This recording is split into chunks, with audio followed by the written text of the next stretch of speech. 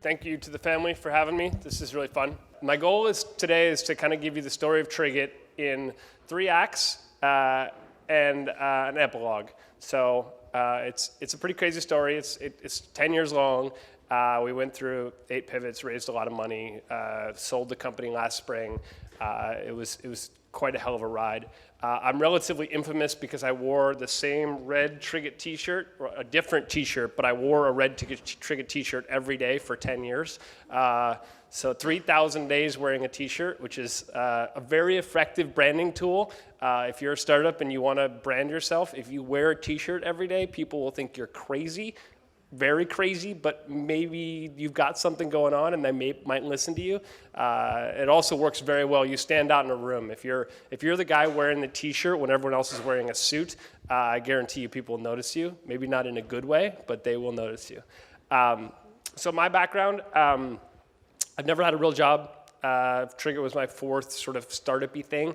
I grew up in Minnesota, studied political science and history. At the University of Minnesota, and then went to the University of Limerick in Ireland to do a master's degree in international studies, which was great fun. Yeah, so I basically come from the business background. I raise money, PR, biz dev, product, recruiting, everything you can imagine that doesn't involve actually writing code is my part of the business. So I currently run one of the biggest syndicates on AngelList. So if at the end of this you want to talk about AngelList, you have questions about it, either from an investing perspective or from the raising money on it, I'm happy to talk about that. It's mostly what I'm spending my time on. 10 years of running a startup kind of left me a little tired, and this investing thing is a much easier job. So I'm happy about that. So anyway, Triggit started in 2005. So I was at the University of Limerick studying my master's degree, didn't really know what I wanted to do when I grew up, and went to New York for a couple weeks, kind of bounced around Wall Street, talked to a bunch of bankers, realized that being a banker would be a pretty unfortunate job for me. I don't think I do a very good job there. There are people who are really good bankers, I'm just not one of them. And loaded up my car and drove out to Silicon Valley. I mean, literally just I was like, hey, that Silicon Valley thing looks really cool. I want to go check it out. And just piled all my stuff on the top of my car and drove from the East Coast to the West Coast, which is a great way to experience America. If you ever want to go visit America, I would recommend the best way to do it is instead of flying around to all the major cities, is just rent a car on one coast and drive to the other coast. You experience the true wonderfulness that is the heartland of America, which I find very I'm from the heartland, so I think it's a special place, but I highly recommend it. So I moved to Silicon Valley. I didn't know anything or anybody. I mean, literally, I knew nobody. I had one friend. He let me sleep on his couch. I slept there for a month. I think he expected me there for 2 days. And so what I did, I started crashing conferences. So the best way, in my experience, to learn about an industry is to go to the fanciest conferences you can find, the conferences that are the most expensive, that cost $10,000 a ticket to attend, that have all of the CEOs and fancy people at the conference, because they never really expect you to crash that. They'll expect you to crash like a soccer game, but they won't expect you to crash a conference that costs $10,000 to get into. And it turns out that there you can learn amazing amounts. You will just walk in the door and pretend like you belong, and you start talking to people, and you learn a lot very, very quickly. And so I was really looking for a job. I didn't know anyone, I didn't know anything, and I basically was going to these conferences expecting to meet people and find somebody who thought maybe I wasn't totally retarded and give me a job doing something. And one of the things that I found is that if you tell people you're looking for a job, they'll be like, oh great, send me an email, and then they stop talking to you because they expect you to basically try to convince them about why they should hire you from then forward. And I didn't really want to meet people in that way. And so instead I started telling people that I was trying to start a company. And in particular, I was trying to start an ad tech company. See, I got talking really fast, I have to slow down. And because in 2005, if many of you remember 2005, advertising online was a complete disaster. I mean, it was pop-ups and punch the monkey banners and all these horrible things that come from, the way that the online advertising industry worked. And so in 2005, I looked at that and said, okay, it's very clear that given the amount of time that people spend on the internet, and given the relatively small amount of dollars flowing into the internet, there will be a period of substantial change in the way that the technology and the business of internet advertising works. And I believe in the internet. I believe we're still at the very early days of the internet. I believe that deeply. And there's clearly going to be growth here. So I started telling people that I was going to start an internet advertising company, not because I knew anything about advertising. I knew a little bit, but not enough to actually matter. But really just an excuse to tell people what I was doing at these conferences. And amazingly, basically, people took me seriously. And before you knew it, there were people who were like, oh, if you do start the company, I'd love to invest, or I'd love to help you and provide you legal services or whatever. Because the great thing about 2005 was there wasn't as many people focused on technology. It was a relatively early period after the sort of dot-com crash. So for 5 years, Silicon Valley was this dead zone. And the few people who were focused on technology were really excited because they're like, oh, it's back. And so I think I got lucky that people took me seriously when I didn't deserve to be taken seriously, because I certainly didn't know what I was doing. So my sister, who I had worked with on the last couple startup-y things, I called her up. I was like, hey, this Silicon Valley stuff is awesome. You should come. She was hanging out in Brazil and surfing and having fun, and she came up and joined me. And then we found another co-founder who was our technical co-founder, Ryan. And the three of us basically became the core of Triggit, and sort of stumbled into raising a little bit of early money.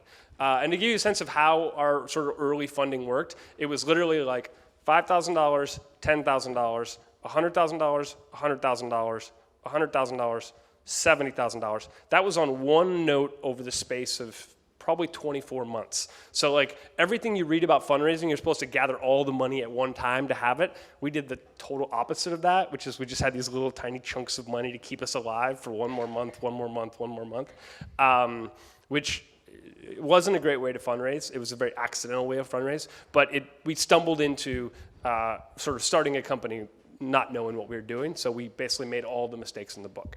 So early on, we were, the idea was the first dumb idea, so you can see if there's 8 pivots, probably 7 dumb ones. The first one was we basically built this, the idea was to build a reverse ad auction for buying and selling advertising. So don't ask me to explain how that works, because it doesn't work and it doesn't make any sense, but it was the first idea.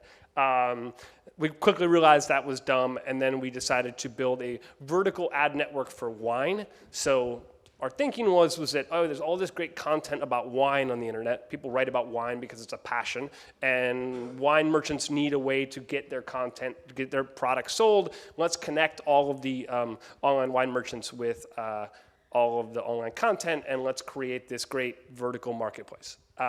Actually a relatively reasonable idea, but very niche, very small. And we relatively quickly realized that that was a niche idea that wasn't going to take off. Pivoted into our next idea, which was built around how do we inject ads into content using JavaScript, server-side JavaScript stuff. So to give you a sense, this is over the first act of Triggit is literally just this period of not knowing what we were doing, learning, getting beat up, learning, getting beat up, learning, getting beat up. And this is over the first couple years of my experience in Silicon Valley. It was good. I think the one lesson that I have is that, like any industry, this is a business that it requires knowledge and experience to really be successful. The more you know, the more you've done in this business, the faster you're going to move. I like to say that basically running a startup is similar to driving a rocket ship into a brick wall at very high speeds. Because as a function of your incompetence, who's all of our incompetence, we hit a wall somewhere in the process. So if you think about Jeff Bezos starting a company today, Jeff Bezos he would start a huge company. The company would have thousands of employees and have probably raised $1 billion from day one. It would be massive in terms of its scale. He would know exactly what sort of products to build, what sort of infrastructure to provide, who to hire, how to do it, and people would know and trust Jeff Bezos to get that out the door faster than anybody. But eventually he would hit a wall. There would be something that he would run into because of a new market, a new company, a new product that would cause him to hit that wall, smear across it, and have all the pain that comes from hitting a wall at very high speeds. On the other hand, if somebody who'd never started a startup before, somebody who came fresh out of college was like, hey, I'm going to start a startup, they'd be like, where do I raise money? What's an LOI? Who's a lawyer? What kind of lawyer should I talk to? All the things that Jeff Bezos would know 10,000 times better, that person would basically, they would struggle with those things. So the first years of Triggit, the earliest part of Triggit was really about that process of learning the basic stuff, learning about how to work through the details of running a company, learning how to work through all the problems that are inherent in when you don't know what you're doing and you're trying to grow. And we had gotten to, we'd found a product that worked pretty well at that point. We'd raised, at that point about $1.8 million from a VC firm and a bunch of relatively fancy angels. And we had started to kind of figure out what we were doing in the sense of running a startup. Then September 15th, 2008 happened. So September 15, 2008 was the day that Lehman crashed. And the day Lehman crashed, basically our world and every other startup in Silicon Valley ended. We were relatively lucky. We had just raised about $1 million from a bunch of angels. So we had dry powder, but it was very clear that basically the world was just about to end and we had no idea what was going to happen. And we were very, very scared. And at this point, it was a relatively small company. I think we had 6 people in the company. And it was a scary period in time. It was super scary. So that's the end of Act 1. Are there any questions about that before I jump to the next one? So instead of going to Q&A at the end, are there any questions about what it's like in the beginning stages of running a company? What was your process to select these ideas that you mentioned already? So you were sitting in did you do any market research, anything? Yeah. The short answer is no, we didn't do market research, which is probably one of the reasons why some of them were really dumb. We largely took an iterative process of basically paying attention to what was around us, trying to identify what we were seeing, and trying to see sort of what the right answer was. We didn't come at it with a really well understood market research background, nor even knowing how to do market research. So yeah, we just sort of stumbled around blindly most of the time. Not necessarily a good answer, not the right answer, but it is what we did. Can you explain us a bit more? How did you meet your 6 first mates? Oh yeah. So the question is, how did we meet our early co-founder? So my sister and I met her that way. That worked out relatively well. My co-founder Ryan, my technical co-founder, is a more interesting story. So we had actually had another co-founder who's a technical co-founder whose wife became very sick and was unable to continue and had to drop out, which was super sad. Great guy. And Ryan and his partner had been building a vertical search engine sort of for music, so search tools. And Ryan, they built great technology and they're both technologists. Ryan had gone skiing in Lake Tahoe and crashed into a tree and managed to injure his knee badly. And had a big hospital bill, and he didn't have any money, and they hadn't raised any money, and so he needed money, and we actually had money. So we had this, it worked out relatively well. We hired him on as a consultant to basically help us get through the period after our first technical co-founder had stepped away. And then as that progressed, he was sort of like, hey, I like you guys, let's kind of run this out. And he ended up joining us full time, so. You mentioned post-Lehman Brothers. Yes. Maybe it's part of your second or third act. Yes. How different it is to create a startup now as opposed to when it was then?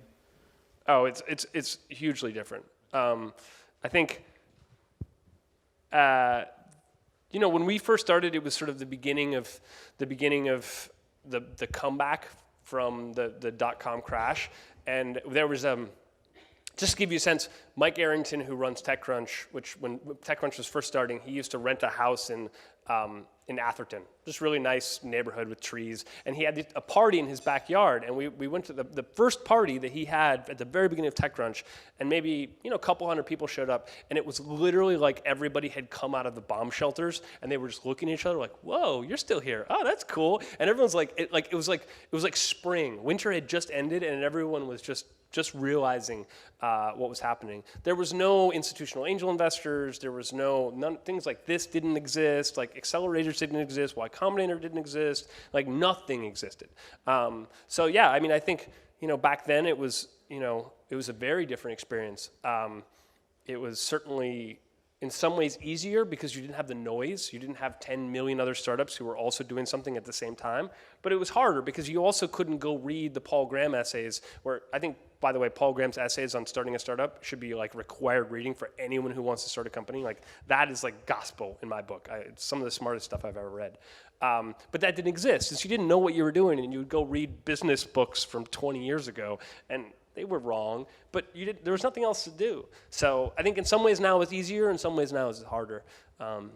But it's different. It's definitely different. But anyway, the crash of Lehman was like, it was an ice age. I mean, literally when that happened, it was just like for a good solid 4 years, it was pretty brutal. More like 3 years. So we discovered, right when Lehman crashed, we got really lucky, which is that we discovered real-time bidding. So who here knows what real-time bidding is? Okay, great. I'll explain what it is. So basically, real-time bidding is anytime you go to a website, every website, and anytime you go to a mobile application, every mobile application, there exists basically this giant real-time global auction for you, the person. So your computer shows up on, we'll say, the New York Times, or me, let's say Zach's, my computer shows up in the New York Times. And in real time, the New York Times calls to Google and says Google is acting as the exchange in this process, kind of like a stock market, and says, hey Google, what ads you got for me? And this is literally in milliseconds. So from the moment my browser is loading the New York Times, in milliseconds, New York Times calls to Google and is like, hey, what ads do you have for me for Zach? And then Google, in real time, will call out to a large number of companies like Criteo, a French company based here in Paris, like Triggit when it was around, MediaMath, DataZoo. There's a very large number of these companies that exist out there, and say, hey, what ads do you guys have? Are you interested in Zach? And Criteo will do a quick lookup, and this all happens in real time, and be like, oh, Zach just went to a website looking for these shoes, and he didn't buy them. So we know that Zach wants to buy those shoes, so then they would submit back to Google in real time an ad that's for me, based on these shoes, saying we'd like to bid $1 for the right to serve Zach an ad about these shoes. And so that is it's a giant auction. It happens 100 billion times a day all over the world. Every website you go to, this auction is occurring in the background. All of this data exists. I mean, it's amazing the infrastructure that is built to support that real-time auctioning process. When we had gotten involved with it, there was 20 million impressions a day globally traded via RTB. So the protocol had first come out, and some guys were like, hey, this RTB thing's really cool. This is how we should trade auctions for advertising in the future. Let's do this. And honestly, we looked at that and said, the ad industry is totally fucked up. The way that ads are bought and sold is totally broken. And this looks like it makes a ton of sense. Let's do this. And so we jumped on RTB at the very beginning of RTB. So anytime you see something like that where you're like, oh, this is a protocol or this is a standard, and we believe that the standard is better, and you get on it early, you end up getting a ton of tailwind. And so we jumped on RTB at the very beginning. And it was an amazing ride. And we built what's known in the vernacular, which is a horrible vernacular, but it is what it is, as a demand-side platform, which is we built the technology that we supplied to advertisers to enable them to buy on that auction. So if you're Walmart or Best Buy or Home Depot or Booking.com or TripAdvisor, you would use Triggit to basically take your media spend, the dollars in advertising you wanted to spend, and to buy through that process. And so we were super smart. We saw it before anyone else. Like, it was like, great, we're geniuses. And then one of the saddest things that can happen to you in a startup happened to us, which is other people raised capital before we did, and suddenly we were not the first, but we were the, oh yeah, you guys are screwed. And what happens, and this happens all the time, and whenever I talk to startups about this, I say it's very sad because it's horrible, is that a number of very experienced entrepreneurs went out and raised, and these are guys who'd been in the industry for 20 years, whose level of incompetence was substantially higher than mine. They went out and they raised 10, 20, $30 million rounds on their Series A. So when you can raise a 10, 20, $30 million Series A, you can really charge into an industry very, very aggressively. And 4 different companies did that all at the same time, and suddenly put us in a really gnarly spot because we had raised virtually nothing.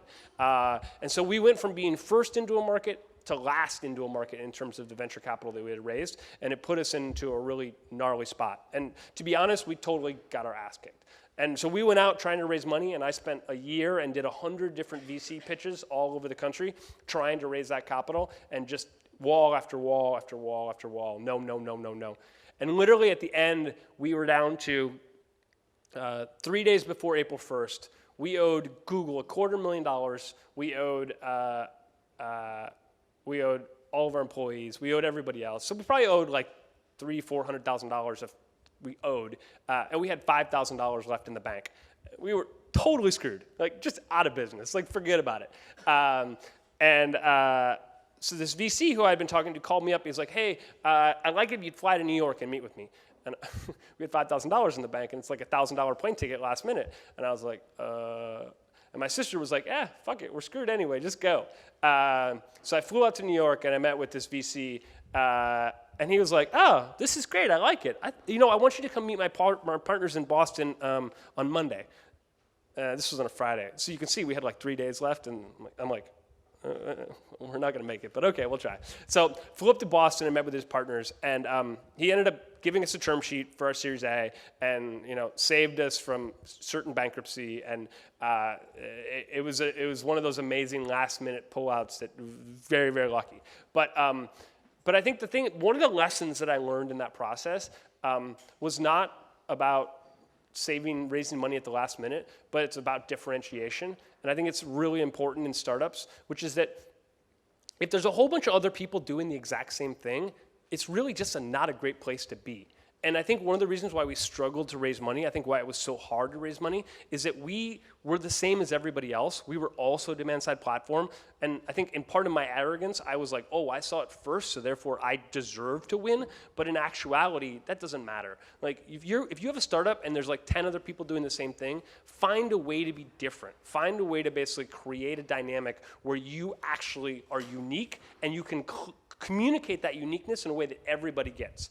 And I think that was one of the biggest mistakes I made in the DSP game, is I didn't do that early on, and it was pretty gnarly. To make a long story short, we ended up getting beat badly as being a DSP. The other companies had raised more money, executed better, they were smarter than we were, and coming to the end of 2012, we were basically out of business. The company at that point was maybe 15, 20 people, but we weren't in a good place. So Act 3 is fun. By the way, there's actually a book that just came out today that I highly recommend that everyone read. It's a book called Chaos Monkeys. It's written by a guy named Antonio Garcia Martinez. It's probably the best book I've read on startups in a long time, if not ever. And he actually talks about this next chapter. I'm going to talk about this Facebook process in the book. It's an amazing book. It's called Chaos Monkeys. It's by Antonio Garcia Martinez. It's really good. He was a product manager at Facebook basically right when this whole process happened, and he writes about it. Great. So Facebook, right before it went public, had an earnings miss. So their ad revenue was starting to slow down relatively quickly. And the reason for that is that the Facebook ad platform before they went public was pretty crappy. I don't know if anyone remembers, but it basically just had ads on the right-hand rail. There weren't the ads in the feed. It was not an effective way to advertise. And so they reached out to startups like us, and they were like, hey. They reached out to people like us, and they're like, hey, we want to figure out a way to bring in third-party data into the Facebook platform. And as a DSP, that's what we did, and they were really excited about bringing real-time bidding in as well. And so we got very lucky to basically help them build out and then launch what became known as the Facebook Exchange, which is where Facebook data came in. And this was really my lesson in what product market fit really is. So we went from basically having a business that wasn't particularly good and we weren't doing very well to we said, okay, we're going to just focus on being the retargeting engine for Facebook. So Criteo for Facebook.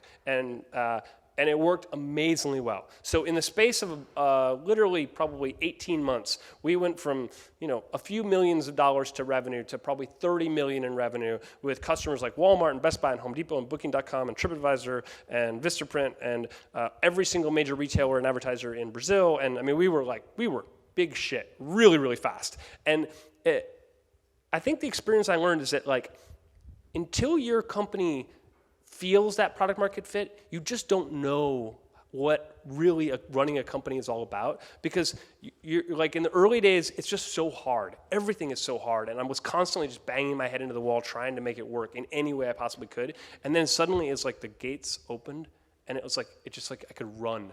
And we just ran, and it just felt, that is what running a startup is all about. So if you're working on your startup and it feels hard and it's just really, really difficult, I do think there's a lot of value in thinking about changing, pivoting, adapting, figuring out how to move and maneuver to get to getting through that wall. Because really, once you start to run, it's just this amazing experience that I think was pretty amazing. Yeah, so we went from 0 to 30 million in revenue in a very short period of time. A large number of employees went from probably 20 to 50 employees, just off to the races in that process. And it really sticks with me. Like when you start to feel it, it's just an amazing, powerful thing.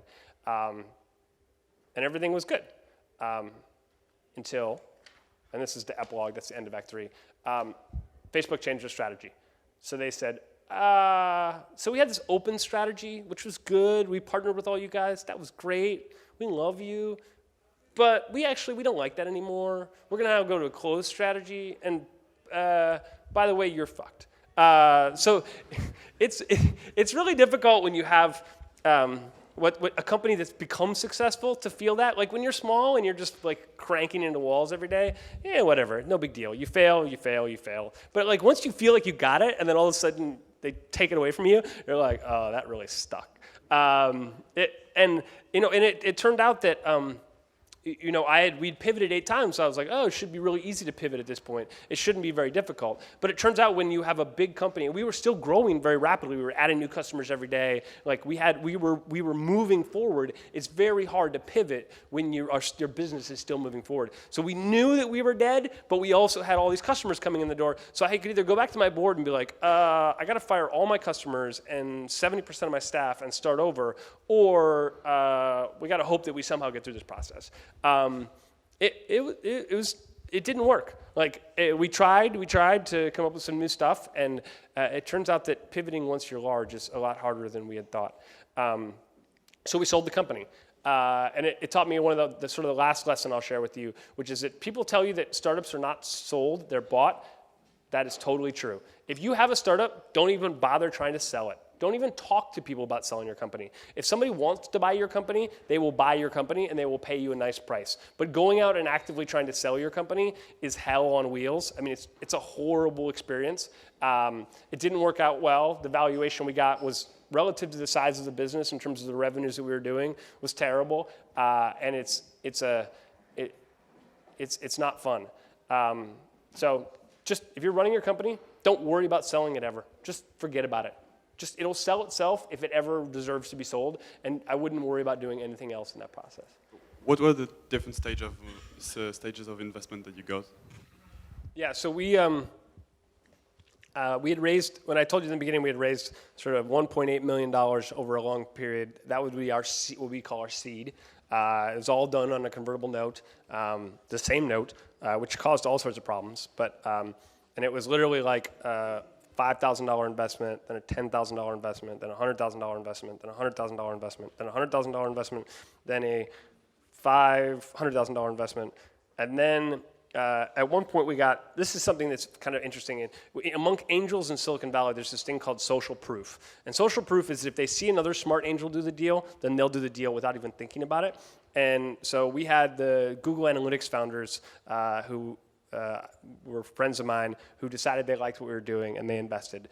And then once the Google Analytics founders invested, literally in the space of a couple months, in 13 meetings, we had 13 investors write us checks. And it was every investor we met with. And it was like great investors. So it was the Google Analytics founders, and then it was Reid Hoffman, who started LinkedIn, and then it was Gil Elbez, who started Applied Semantics, which became AdSense, and then it was Joey Ito, who now runs MIT Media Lab. It was like all these great guys. And it wasn't because what we were doing was all that smart, but it was literally they were like, oh, those smart guys did it, I'm going to do it too. And it just like they all joined as part of that process. Social proof is a weird thing. But yeah, so that was our seed. Our seed converted into our Series A, which was led by Spark Capital. And then after our Series A, and Spark Capital and Foundry Group, which is based in Boulder. And then after our Series A, we raised a bridge note because we had done a big deal with Amazon and we needed the capital to support the deal with Amazon. So there was sort of an intermediate note that occurred. After that, we raised our Series B, which was also led by our insiders. So Spark Capital and Foundry Group led a nice Series B. And then after that, we raised venture debt. So we raised about $10 million in venture debt from a company based in Maine called North Atlantic Capital. And then we raised some additional debt from SVB, and then a little bit more money from our VCs before we sold. So, yeah. What do you think about adtech in the market in general? Would you restart a company in adtech right now? So the only company I would start in adtech is a company that actually solves the attribution problem. I think that the attribution problem is connecting, if you see an ad online and you actually complete a purchase offline or on a different device or somewhere that's other than the click, which is the vast majority of all purchases that happen in ad tech. If you can actually solve that problem, I don't know if I want to start that company because I'm a little gun shy of starting a company right now, but I'd love to invest in you if you actually can do that. But other parts of ad tech, the differentiation is super hard. So like, it's just a difficult problem. Like just being one more retargeting company or one more DSP or one more mobile or anything, the problem is in ad tech is that because of the scale of the industry and the low barriers to entry for other startups, if you find something, it's relatively easy for other startups to jump in next to you and basically compete away your margin relatively quickly. So there are very few companies in ad tech that have been able to build sustainable long-term businesses that have enterprise value and a multiple that really is exciting. So, I mean, if I was going to start a company, I probably wouldn't go into ad tech unless I figured out that attribution problem. That's the only part that I really like. Or maybe there's other things, like I'm always looking at ad tech ideas to invest in, and I'm about to invest in one of my buddies who's starting an ad tech company around TV. He's doing some cool stuff there, but it's really challenging. It's a hard space. But on the other hand, like $1 trillion of spend is gonna flow through the pipes that ad tech is all about, and that's a lot of money. And if you can figure out a defensible way to create a moat in that, I think there's a ton of value. So, maybe. I guess the answer is maybe, but. Just a couple of points of feedback.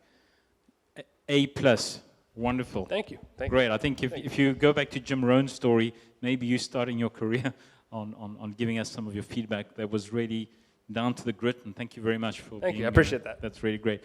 The second thing, as you were raising money, raising debt, what happened to your equity, your share, and then at the end when you actually sold to, I think it was Gravity 4, what did all those investors, how did they come out of it? How did you come out of it? So I was diluted down from 30-something%, high 30s% in the beginning. Sue and I and Ryan basically all had relatively even equity splits. I was diluted down to, I think, 14% at the end, which isn't bad given how much capital we raised. I think one of the mistakes I made that I certainly made is I was too sensitive to dilution. I think there were periods when I should have raised more money. I should have raised a bigger B, absolutely.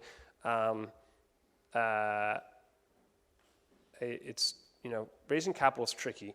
When I advise startups, I'm always like, take as much money as you possibly can get without taking more than 25-30% dilution in any given round, and just pile it up. Because if you think about this industry, like if you think about all of the returns of the entire industry, so every startup that's ever existed, and then take all of the money that's ever been made on those startups, almost all of the money that's been made on those startups comes from Facebook and Google, Uber, LinkedIn, a relatively small number of companies. So that entire pie of outcomes is largely just those companies, those big companies. So the big wins make everything.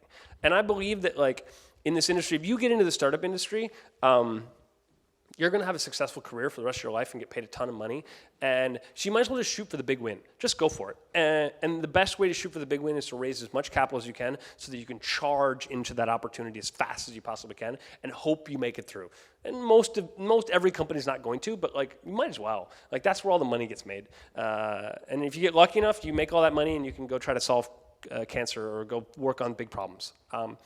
So the startups I advise, I'm like, always go raise more. The end of Triggit, the end of Triggit was rough. We actually sold the company to 2 entities. Nobody knows this, but LinkedIn bought our engineering team and a lot of the assets of Triggit. And because of that purchase, which is a complicated story that I'm not allowed to repeat publicly, it basically functionally created this weird thing where the business of Triggit was sort of left over.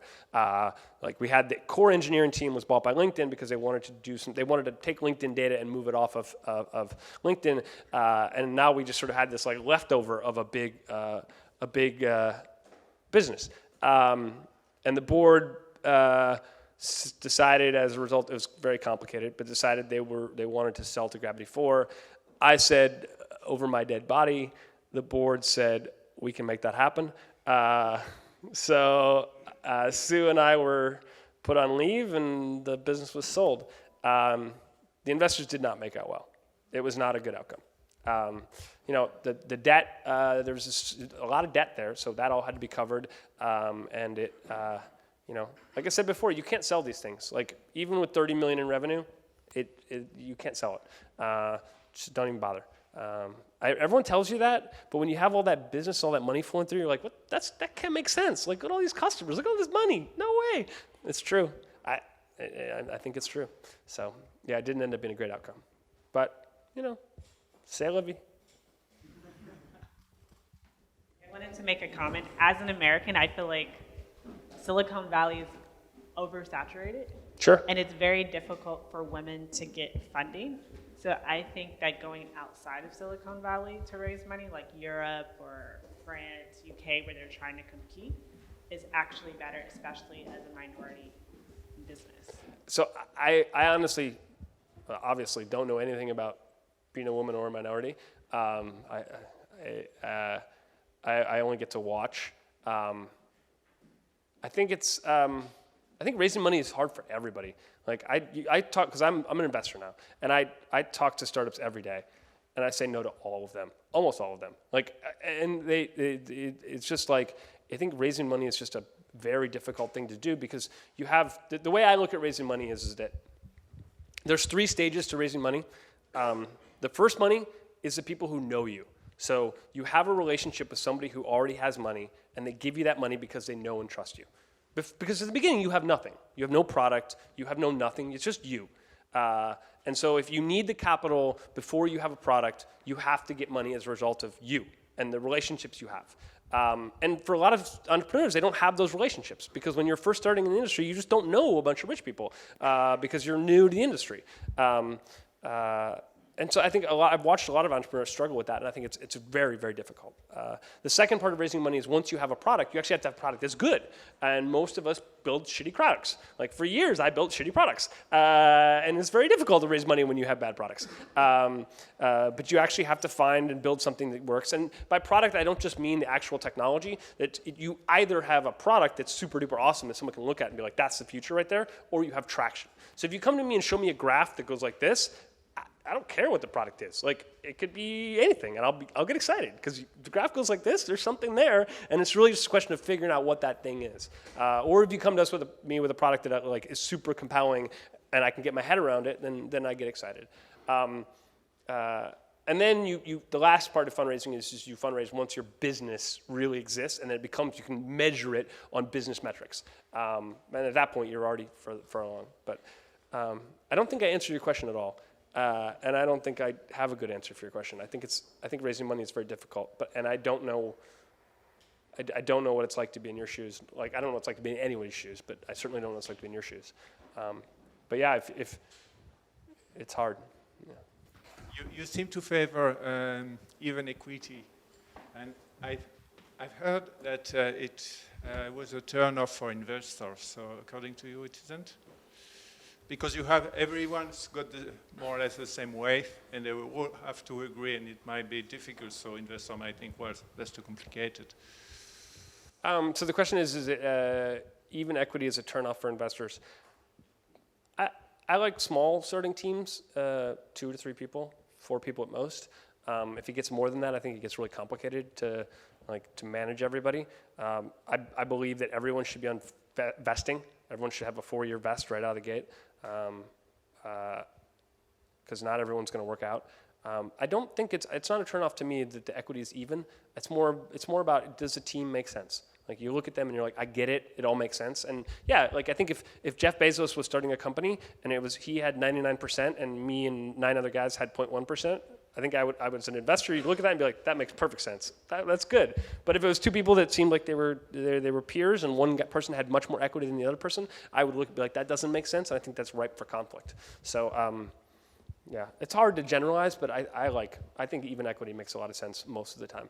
I think people should be peers when they start companies. I have a question about start. When you start, you didn't have money. How do you manage to survive with your sister and the first founder, like the first month before raising money? Yeah, the short answer is I played poker. So that's how I funded the early year. Yeah, I think it was almost a year of Triggit. I funded it playing poker. I like to say that startups are hard. If they weren't hard, then you wouldn't get rich if you succeed. And in order for it to be hard, it actually has to be hard. And one of the hard things in the beginning is not having any money and figuring out how to make it work. But I think all the startup founders that I know that have succeeded, I think one of the things, and Paul Graham writes about this a lot, it's about resilience. It's about being able to figure out how to start a company when there's no way it possibly can succeed. Like, you're like, how do I possibly do this if I have no money? Well, I don't know, you figure it out. Like, you borrow money from your parents, you work in a McDonald's, you do whatever you have to do to make money, you play poker like I did, you just figure out how to scrap by. At one point in Triggit, we furnished our office with stuff from Craigslist Free. So on Craigslist Free, people were just like, I got free stuff, and you just go pick it up. And we figured out relatively quickly that a lot of that stuff you could actually just turn around and sell on Craigslist. So like, for a while I did that. I would just get free stuff, and then I would sell it on Craigslist, and that funded Triggit as well. Like, we just did everything we could to try to figure out how to do it. At one point, we were in a lot of very random ad tech, not tech at all, but ad businesses, like arbitrage businesses to make money, like anything you can do. So the answer is that you just figure it out, I guess. Recruiting is really important in early process. Can you give us tips, and maybe you hit a wall at this point? Yeah, recruiting is really hard. It's as their company scales, it becomes probably as a CEO one of your biggest time sucks. And it's not a time suck. It's one of the things you spend a lot of time on. It's really important. I don't have any good answers on recruiting. I think you need to have a business that's compelling. You need to have a story that's compelling. And it kind of goes back to what I was talking about differentiation. Like, differentiation is more than just like a word. It's like really what makes you special as a company and why people would want to work for you versus somebody else. And I think having that differentiation, really helps a lot there. Like, why you? Why are you going to win? Because your employees are just like your investors, just like everyone else. Like, why are you going to win? Answering that question and really owning that answer, I think is probably the most important thing for recruiting employees. Because if you can't, you're screwed. Like, when we were a DSP, we were just one of many DSPs. Recruiting was very difficult because people were like, there's other DSPs and they have more money than you do. You're not going to win. And it was a real struggle. And then once we basically had started focused on retargeting and Facebook, we were like, no, this is why we're better and this is why we're winning and this is our future. And people bought that and we were able to recruit much more quickly. Yeah. I'm actually a little more curious about how you were feeling with that product shift when you moved to Facebook ad retargeting, and any advice you may have to So when we moved to Facebook, or when Facebook screwed us? No, before the first one, when you moved to Facebook. When we moved to it, and so what's the question? How did we do that, or? Yeah, how did you find that market? How had you had this kind of challenge? Do we want to risk the little market we had so far, the little bit we had, for something much bigger? Yeah. All this deal. I kind of go back to what I said earlier about the startup returns all being the big outcomes, and what I was saying about when we discovered product market fit, it was just this amazing feeling. When you have it, like literally, there's a great post that Michael Seibel, who's one of the partners at YC, wrote a couple days ago about product market fit, and he was saying that Product market fit is kind of like when your friend's hair is on fire. They're literally on fire. The person standing next to you, their hair is on fire. That's all they care about. They need that problem solved yesterday. And if you hand them a brick, they'll hit themselves over the head and try to put out the fire with the brick. That's the only thing they care about. And when you have product market fit, your customers, and this is what he was saying, and I agree with this, your customers feel that. They need your product, and they don't care if it's broken. They don't care if it doesn't work. They don't care anything other than they need it, and they have to have it yesterday. When we found product market fit, doing retargeting, literally my sales calls would be scheduled for 1 hour, and they would take 5 minutes. We would get on the phone and we'd be like, "Hey, we have retargeting on Facebook. You want it? Yes, please." That's it. We're done. And before, it would be 20 meetings, and I'd have to fly across the world to go meet with somebody. And all of a sudden now it's bam, bam, bam, bam, bam, bam. My sales guys were it's like shooting fish in a barrel. It was the easiest thing we'd ever done. If you have that, and you shouldn't walk away from what you're doing because you have that. If you don't have that, go find that. Because that's where all the money gets made in this industry. If you want to build now that's not to say that you can build a small business or a business that's not a venture business and it's not about venture returns. Great. I have a lot of friends who've built businesses that generate them a large amount of cash. They just sit there, cash machine businesses. They're very differentiated. They're very niche. They sit in little tiny pockets of the market and don't require investment. They don't require anything. They just sit there and make cash. Beautiful businesses. They're not venture businesses. I would love to own one of those just to put money in my pocket. That'd be great. If you have one of those, you should hold on to it and but treat it like that. Just treat it like a little cash machine business that sits there. Don't treat it like it's a venture business. But if you want it to be a venture business, then you'll know. You'll feel that scale, and it's like a rocket. Yeah. Thanks. No problem. Thank you, everybody. I appreciate it. Thanks for listening to me babble.